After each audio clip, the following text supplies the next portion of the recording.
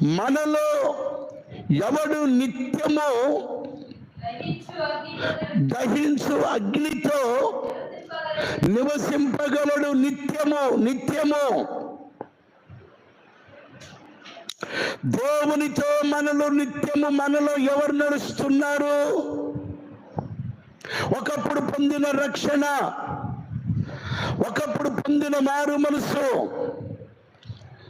ఒకప్పుడు తీసుకున్న బాప్తిస్మం, ఎంతవరకు దానిని అడ్డం పెట్టుకుని ఒకప్పుడు సంగతే చెప్పుచున్నారు.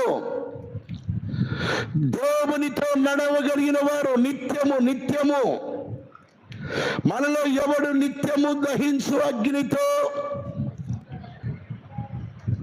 అగ్నితో నివసింపగలడు. ఎందుకు ఈ మాట? పరిశుద్ధులకి ఈ మాట అవసరం.